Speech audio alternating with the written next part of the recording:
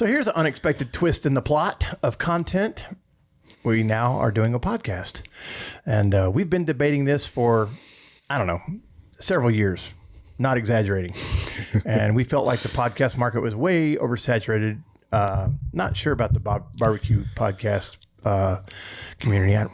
I know there's a few out there. But specifically, we did this to address some questions that come up that are hard to answer fully in a video on the Tutorials page.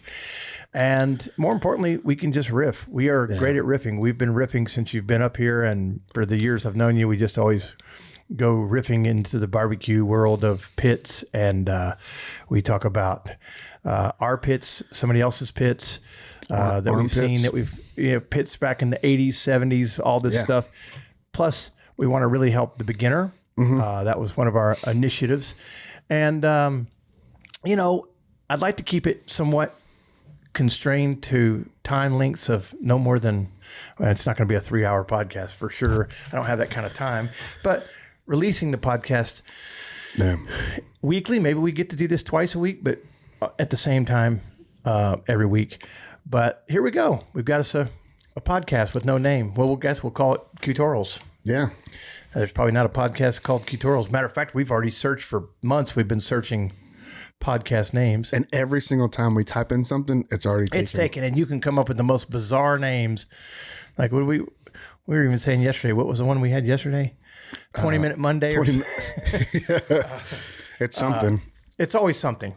Yeah. But, the whole idea is to just really cover some areas that we feel like we can help with our experience, helping people navigate their way through backyard barbecue, through the restaurant operations, and even some non-barbecue elements of education that maybe you're smoking meat for a taco joint or whatever, smoking meat for a pizza place, which is, we sell it all over the world, and people don't just make the 5 meats and the dude sides. That's like smoking trout or something. Yeah, got guys smoking fish, and so we're going to try to cover a lot of things. We're going to come up with some more tight constraints of this, how we're going to do it. I think we discussed once that we'll probably just throw an idea on the table and wash it out. Squash it. Squash it out. Yep. Wash it, squash it. But this is Jordan Jackson. And if you don't know his background, then here you go. He's been cooking for 17 years in the barbecue world, and he is one of the better cooks I've ever been around. Technique-wise, he focuses on technique. He can cook on any pit, anything. I met him in East Texas, traveling through delivering some primitive pits back about before you won the Texas Monthly number 4 slot, which, for reference, the Texas Monthly is a magazine that releases every 4 years a list of the top 50 barbecue joints in Texas. Now, a lot of the lists that exist in barbecue are and I say this with understanding the internet could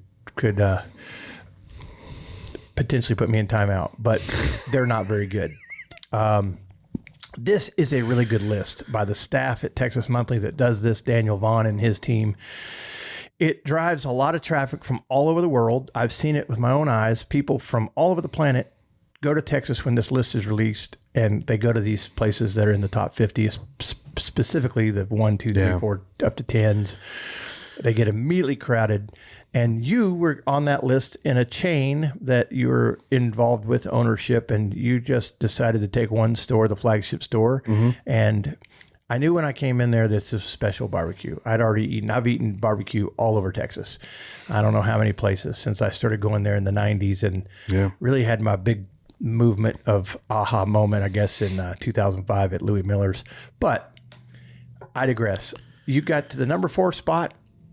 After that, restaurant blew up. Then you would later leave. You'd become the head pitmaster at Franklin Barbecue, which is kind of the driver behind everything we're doing in this modern movement of traditional Texas barbecue. Yeah. And then you've been consulting, and you've been doing some consultant work. And then we got you up here last year, and we've been working on this kind of getting together and having you up here for years. And now you're here full time. And you've helped out a lot of people. And he's not gonna sit there and talk about himself, but I'm going to tell you, he's phenomenal at sausage and the design of sausage. He's taken some stuff that's not normally in the Texas barbecue because he's so close to the Louisiana border. You brought in the boudin, and then of course brisket, all the Texas Trinity, of course, which is brisket, pork ribs, and sausage. And did you ever cook beef ribs? The bajillion. Did you? Mm-hmm. I don't remember having beef ribs. I didn't cook them that often. I always thought that they were, excuse me. Here's the way I cooked beef ribs. I would cook them until 1 week we wouldn't sell them, all of them, and then I would pull them for You get mad? 8 weeks. Not mad. It was a specific design, and until the day that we didn't sell them all was the day I quit selling them for like 8 weeks. I'm a huge fan of the ribeye steak and the other cuts that come out. I'm not a big beef rib fan. I've eaten beef ribs everywhere. It's a really rich, heavy. It's a great steak. One of the greatest things I've ever done with a beef rib, I cooked some and I had to take a picture, and they were still so hot that they wouldn't cut, but I had to take the picture. And when I cut it, it shredded, of course, because it was 200 degrees. I got so mad, and I yanked all the meat off of it, and I chopped it up and made sloppy joe out of it. A sloppy Joe beef rib. Now I bet that was pretty good. And oh my God. Or I made a lot of chopped beef sandwiches out of beef ribs they're so rich you can't even get through one, but they're pretty tasty. I will say that. Yeah. Well, so this is what our format is. Of course, it's going to be more structured. We're just kind of doing an introductory episode here on which is a Friday night for us. And I think the most important thing about this is it's probably not going to be uber entertaining. Well, wait a minute. Shout out to Uber. No, we're me and you in a room, and the conversation can be somewhat entertaining, whether we allow it to be. Here's the format. We have a topic. We will not talk about it. Yeah. Just get ready for that. Producer Preston might pull it out, and he's typically sitting right here, as like we've done this a bunch, but he normally is in here in the room that is formerly my office and now a tutorials studio, which is really funny. People come to the retail store and they have asked, "Hey, where are those videos being shot?" I'm like, "You don't want to. It's not. It's like the old shack I had was a really cool barn, and it was great, and it was just. It's really great because that half of the wall is white. This half is brown. That half is still the office. This half is now like it's a studio. It's like we're not supposed to be giving away. Sorry, I forgot. No. Yeah. This is still has the whiteboard of things we got to do. Maybe we'll take a picture and kind of like throw it. Where's our putting stuff up? We haven't decided that yet. Like, hey, can you show us a picture of? And then producer Preston throws something. Where is that going to happen? Yeah. Where do we point? We didn't even discuss that yet. We don't have a TV in here. We got a lot of things to figure out. But the most important thing is we know we can help the beginner. We can help people navigate into the restaurant. We can answer some questions. The barbecue community is full of very strong opinions. Strong opinions. Mm-hmm. We'll just call it that. And not that they're right or wrong, but they're just strong opinions. And I mean, I've got some true people that pick on me on YouTube and at various platforms. And my old channel, people used to really go after it, but that was kind of the beginning of the internet, early YouTube. And then the tutorials channel is, most people are kind and nice, and I don't care if you're not. If you got an opinion, that's what we're here for. There's more than one way to skin a cat. Mm-hmm. No offense, PETA. But we have. I digress. We're talking barbecue here. Smoked horse ribs here coming up. But no, to stay on track, there's so much information. And I feel like from being in this business for 10 years of selling barbecue pits, one of the big things I see is both in the residential or backyard and the commercial restaurant, you have people that have heard so much information. They just need, okay, I've heard, I like Ford, I like Chevy. I go this way. Do I do this? Do I wrap it in foil? Do I wrap it in butcher paper? They want a needle pointing north so they can have clear direction. And it's the sad thing is yes to all those questions. It's truly yes to all those, but you know, do I use this? Do I keep my door open? Do I keep my stack damper on my stack closed, open, halfway?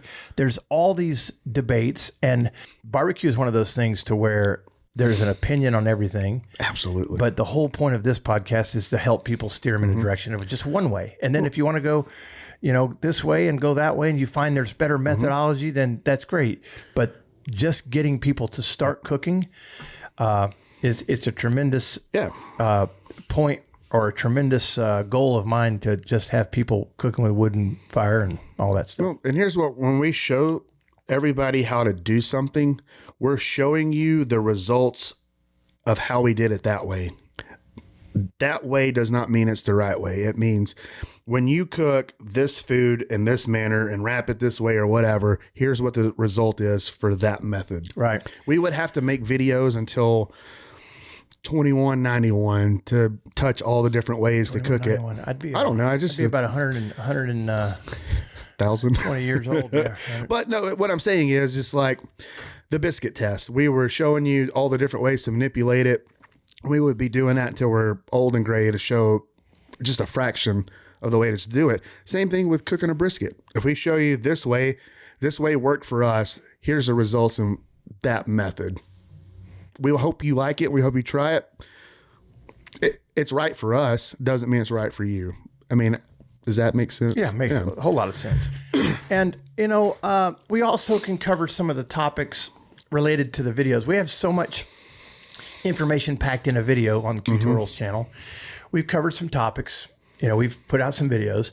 Yeah. And there's some other underlining questions that come up related to those videos. We can answer those. So pop a question in the comments. That's how we're going to really fuel some of the topics that we discuss, because we want to know. I already have a list over here of questions that people have been asking us for years. And some of them are very repetitive. We hear them over and over and over again. And a lot of times I'll go, well, that's very elementary. But when you think about it, we're in the business to serve the person that wants to learn how to do this. We're just trying to solve a problem. We've got a great vessel, obviously, in both segments, the commercial and residential backyard.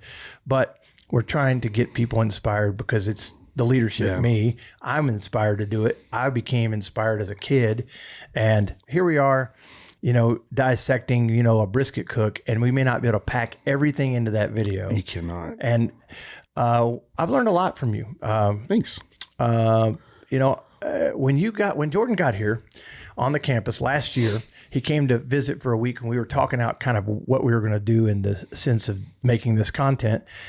And we discussed a lot of things, you know, about what our objective was, which was to just be an educational format. You know, we're not going to, you know, we get silly and we make ourselves small people, and we do a lot of stuff, but that's more just to, you know, to break the monotony, attract some people to not be so bored. But first thing we did was cook a brisket. I'm not totally sure it was the first thing we did, but I know we sat there. It was. And you had never cooked on a backyard pit. No joke. You'd cooked hundreds of thousands of briskets, and here you are sitting there looking at your first backyard offset smoker. And I remember where I was standing. You were standing in front of me. You had your arms crossed. You're looking at the pit going, well, I know I'm going to have to cook a lot lower and slower. And I'm like, because the metal's closer to the meat, the brisket, and you have a lot less volume of space. And you approach that first cook, and at that moment, subliminally, I may have thought this, but I was thinking to myself, I'm never going to cook a better restaurant brisket or a better backyard brisket than I've cooked. I'm not going to eat a better brisket that I've eaten. And I've been all over, you know, I've been all over the world, but in Texas, I've been everywhere. I've been to the multiple number ones and multiple number 5s, 4, 3s, 2s. I've been in, you know, places that weren't in the top 50. I've eaten barbecue there. And, you know, I've been to places that were great one time and not so great the second time. But the point of it is, I was like, the bar was here. And I was like, Jordan and I are going to teach people. At the same time, we're not going to improve anything that I've been around. I thought I was already hit the bar. And that day you started with just simple processes, which became the brisket video. If you want to go find it, it was, and to clarify, we didn't I'm going to look it up real quick. We didn't make the perfect brisket the first try. It took a couple times, like 3 tries to get it dialed in. And then let me see here. The video is actually called Did We Discover a New Way to Smoke a Brisket? And yeah, there were some folks that said, no, you didn't discover a new way. But hear us out. The whole point of it is Jordan took an approach that was not very common and started cooking the brisket lower. We'll kind of go over some of these points. And right off the bat, you were saying, well, in the restaurant, we kind of typically are going to trim the 1/4 inch, And let me start by saying, if I'm going to cook a brisket, I want it to taste like I'm eating at a restaurant. I like restaurant food. I do not want to eat.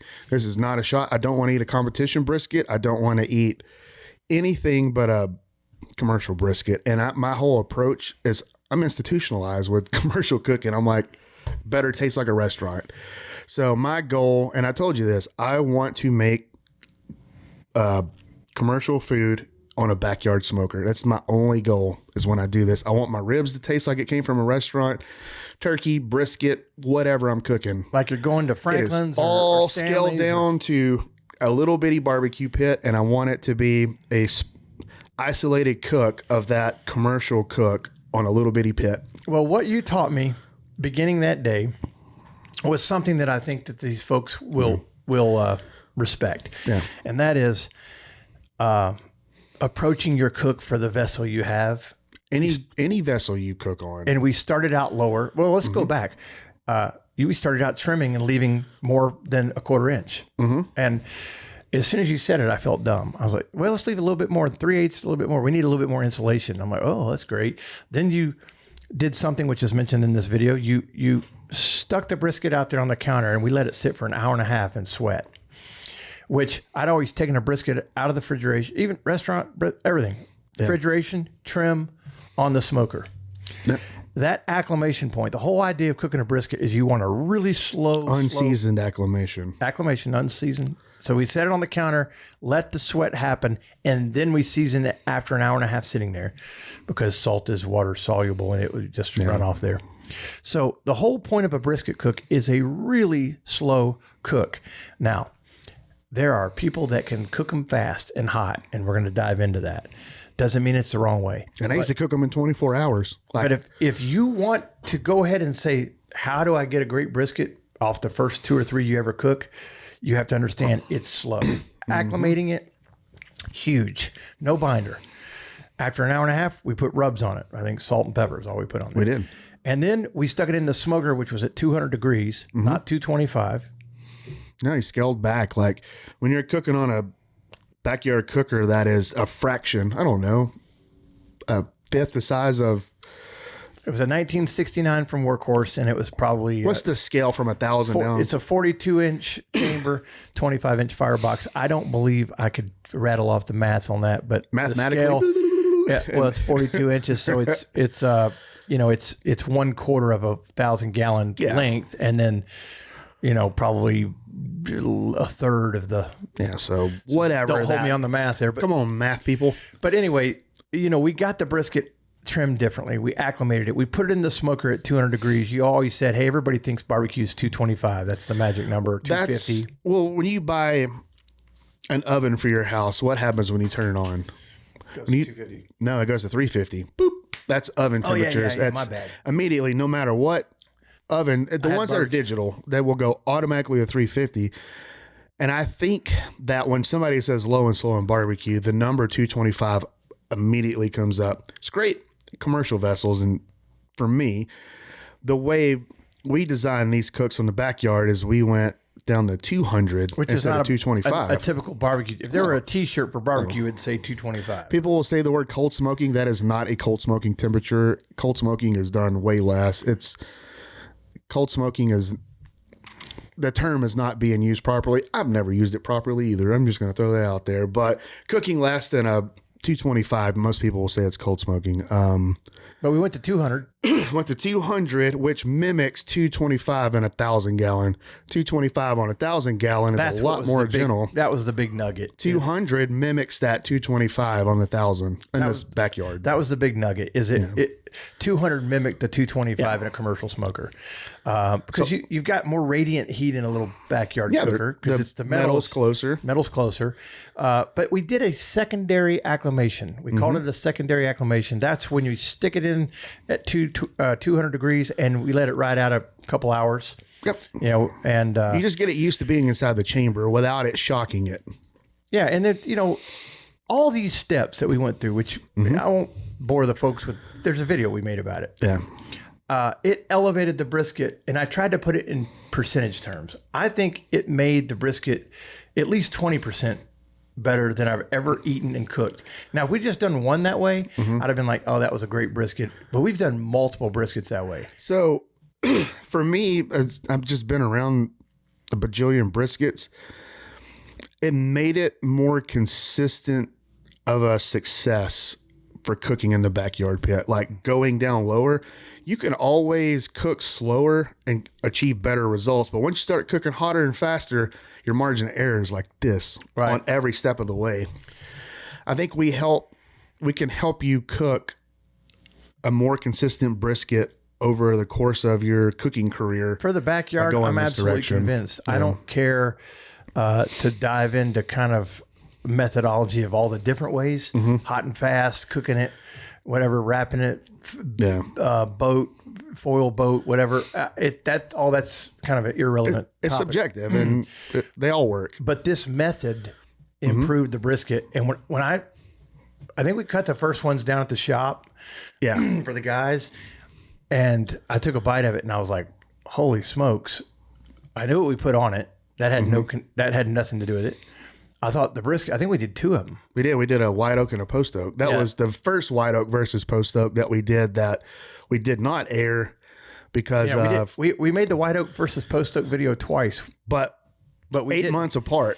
We weren't sure about the test results of the first test. That's also on the YouTube channel, White Oak versus Post Oak, which is a whole great backstory. It's actually a true story, and it went down exactly like almost the way the video. The dream sequence. The dream sequence was exactly how it happened in my backyard. So the cool thing about the podcast is to put things in perspective, we shoot a brisket video. It's 12 to 14 hours of our time to cook one brisket. I don't know how many hours of film that is because we're using multiple cameras.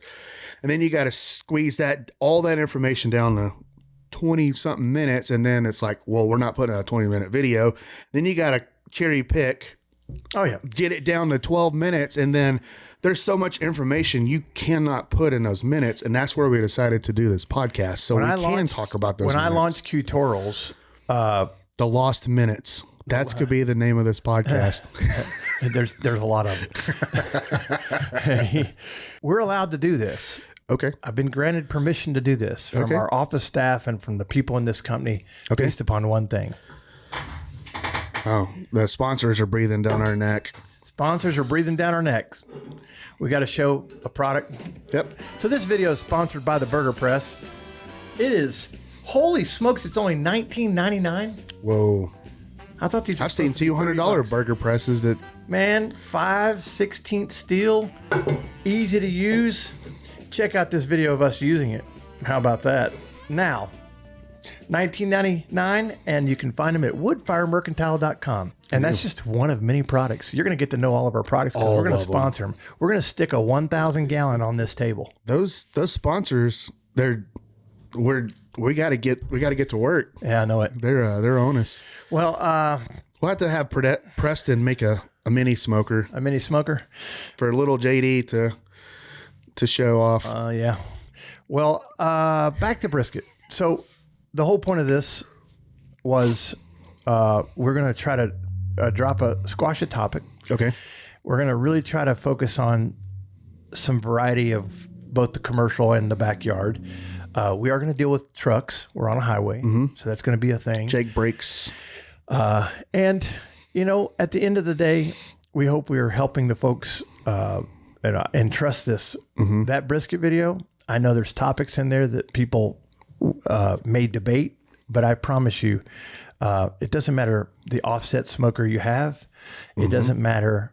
A lot of the people get wrapped up on a lot of things that aren't important. Yeah. That technique of those, I think 9 things dramatically improve the brisket, both in taste and the cook in the backyard for me. And I was blown away. I told Jordan this a couple months ago. I said, man, I spent a good 3 or 4 weeks and it wouldn't leave my brain. It was kind of like going back to 1993 when I took my first bite of brisket. It's one of those things. That cook is all issues. 2 hours ish at this time. Yeah. It's they're markers to where things should be happening. It doesn't mean they will happen exactly plus or minus 30 minutes every step of the way. No water pan? No water pan. You got the water pan? And I used the water pan because I didn't have enough science data. But then you got into the video. You said there's already so much moisture in the wood. There's moisture in the brisket meat. Outside. There's moisture being pulled in from the air. And where we live now, if you live in the arid desert, and you're can't dry, speak on that. I've never done it. You may need a water pan, but we didn't spritz. The spritz adds no. It added no. Matter of fact, I came to a conclusion. Spritz may hurt bark if you don't know exactly when to spritz. It doesn't do when anything. It's drying out.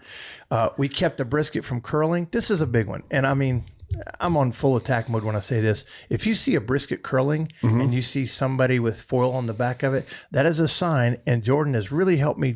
I argued this with him just like anybody else would. That is a sign somebody's cooking too hot, too fast. And it's not a secret.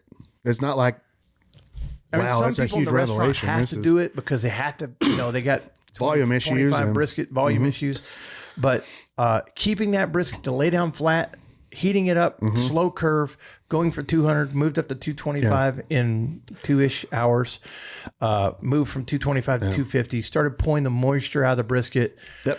Those tips right there, and I'm biased, those are some of the best brisket tips that exist on the internet. And it makes the best brisket tip too from not curling. It does. See there? I have always, my biggest, I don't know, the way I approach things with cooking briskets over my career is I always cooked to make sure the brisket doesn't curl. And I think that's where I shine in daytime brisket cooking. I think you mentioned in the video that you cooked the flat. I cooked the flat. And if I would rather if I had to flip the pit, I'd rather put the next meat on late than risk curling those briskets, because I mean every one of them's $120 that you put on raw. Now why cook them bad? Yeah, start them earlier. Another thing too that I learned just in your wisdom is that you really fought me on just like, hey man, every day's different. The recipe gets written the day we're going to cook. As we cook. Recipe is beyond just the salt and pepper. Yep. It's beyond anything, that you kind of wrap into the recipe book. It's beyond that. It's okay. What's the weather? What's the humidity out? Is it raining? Is it sunny? Is it windy? And, what's the brisket look like? Is it small? Is it a 13-pound brisket we've trimmed down to 9 pounds? Is it a 20, pound brisket that you get them every now and then? You get a bull brisket, we call them. Oof. And ones that shoulders are dragging the floor and the killing floor. Anytime they slaughter a big bull, you can see that brisket's about the size of this table. But all those things in that video, and this is, we have no script. We came in here with no ideas other than just we're going to do this thing. We've been talking about it for years. And, it really comes out of just, we're sponges for learning. Yeah. You are, after all these years, you're always trying to figure out technique. If I have a nickel for everything that you throw out during the day of ideas, I probably have about $400 or $500. I love making you mad with them. I ain't got time right now. I'm like, well, I'll tell you again later. Yeah. Jordan can, I'm a very, rigid person, and you've pulled out something that I didn't even know existed. What's that? A personality or humor. In the early tutorials videos, I was guided by some family members. I won't name names, but have a little bit of a personality because you're very dry. You're very, and I tried to make it entertaining. But you've pulled the the silliness out of me some, which is, it's helpful. It also stresses me out sometimes. I know it does. And that's when I poke and prod a little bit more. Yeah. But going back to like, say we don't write the recipe. If you ever watch me cook, and anybody that's ever watched me cook, when it's time to put wood on, I go do the shovel work, busting coals down. Look, maybe it's not time. I always go to the wood pile and I start picking up wood. I will never just walk over there and grab a piece. Part of the recipe. You got people who are like, I can cook with any piece of wood. Just give me that and I'll make it work. And I'm like, or you can, I'm like the most selective wood person. And it, I don't know. That's just the way I cook. You know what your fire needs, the coals need. There's just a lot of information. I don't sit here and try to sell a video. I'm just trying to communicate the best that I can with my pea brain. That those steps are truly the very exact things that I learned from when you stood out there a year ago and said, here's my approach. And then you built a kind of a master recipe on kind of approaching the 1969. I did. It's different for the 75, different for the 57. Not that either one of them cook any better. It's just your approach to that. It became a big aha moment for me. I think I've said aha moment a couple times today. I won't say it anymore. And a little disclaimer, that is not any barbecue place's recipe. That is a cook that was designed for that pit. Right. I've cooked 24-hour briskets. I've cooked 7-hour briskets, and I've cooked everything in between. That was a lot of experience and an approach going into a little pit. Yeah. And it didn't work the first time. Well, we feel like in coming up with these topics that we've sat here and pre-planned this for a couple of years, we've sat back in my back porch and said, okay, how do we help people? One of the things is you have to trust. And Jordan's resume is something that I trust. But more importantly, I trust the food I've eaten out of his restaurants. And of course, I don't know if anybody's ever had a bad meal at Franklin Barbecue. It's a great place to go, or where you were at. In any places, I've never really had a bad plate of barbecue in the Texas Monthly Top 50 ever. It's been really good. It's just sometimes a little better or whatever, but I'm once again, I'm very critical of everything, including myself. But your approach to the recipe is something that we have to kind of break the barriers down. People are really into time and temp and what's your recipe. And it is truly greater for the cook to approach it as in, okay, I know I want to use salt and pepper. Yep. Okay. And some people say, I want to sprinkle a little bit of garlic powder on there, or a little bit of whatever, the Lowry's, throw in fill in what you want to put in there. And it's beyond that for the recipe. And your approach to it is, there are no probes. No. It's very instinctual cooking, which is kind of fits to our community that we're building. We're building a community, whether they know it or not, we know it. We're building a community, and we're doing it on purpose because we like certain things, and we want to highlight and put a spotlight on certain things, especially in this Central Texas barbecue. I love Eastern Carolina barbecue. I grew up in the Appalachian Mountains, and I love kind of the way we did it in the, up in the mountains between North Carolina and Tennessee. And I just think that the approach has to be with some sort of fine print that says, if you've got some rigid methodology, you may have to get rid of it. And you don't have to get rid of it, but you may have to just say, okay, I'm going to trust these guys. They know what they're doing. So the approach on the different vessels, I know what the best brisket tastes like. You can only get a brisket so good. I mean, you're never going to exceed how perfectly textured you can get one. That's what I thought. But that backyard briskets that we've been cooking, we're going to cook one tomorrow. But when I approach a pit that I've never cooked on, I already know, here's what the bar is. How can I make this pit make that? I've done it on vertical flows. I've done it on backyards, direct heat, not really direct heat, but like barrel pits, reverse flows. I have accomplished making a brisket as good as what I know that the best brisket could be on all these different pits. That's why there is no brisket recipe. Yeah. You have to approach it differently. I will say this, looking straight at you, we didn't build a new pit to make this brisket. Yeah. We improved it by the techniques of just really common sense. I felt kind of stupid at first. I was like, man, I kind of don't want to put this out that I was. I started my brisket at 225. I trimmed it to a 1/4 inch. I took it from the refrigerator, which you have to trim a brisket when it's cold. Yeah, you can't get around that. And then I didn't acclimate. I wasn't thinking big picture solving the problem. And it's crazy because everything like we do for pit building, I'd step back and try to get a clean whiteboard and then start with the fundamental, where are we going for? We're going for functionality. We're going for performance. We're trying to create a great environment. Is it the greatest environment? It's a great environment. It's if I had every pit here and lined up and cooked, and if I spent 15 years cooking, I would go and say, I like that one better. Yeah, well, I hope it'd be one we're building. So even up to your 1975s, I would say start them at 200. But when you graduate up to a primitive 250, which is, I guess, the commercial. it's the commercial. It's the next step up.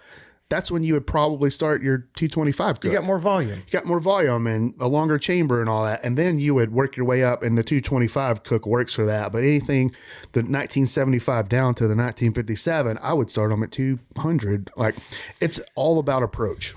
I don't want to wear out all the brisket techniques in one video, in one podcast. But I think we're going to dive in. We're going to throw some note. We've got a stack of things we can talk about. Just I like questions. being an Appalachian granny. I'm on my way to being one. I mean, that's a whole different. We need to do that. We need to spend So Jordan came up here, and we now call him Appalachian Granny. And there's a backstory. Let's do it on the next. We'll do it on the next one. It's too. So next week we'll cover that one. Yeah. And so here we go. It's a podcast. We did Google, and we figured out there was about millions of podcasts. We don't know how many in the barbecue space. So too many. I know it's not a novel idea, but we're going to do it because we think we can help, and we hope you'll tune in and see you in the next one.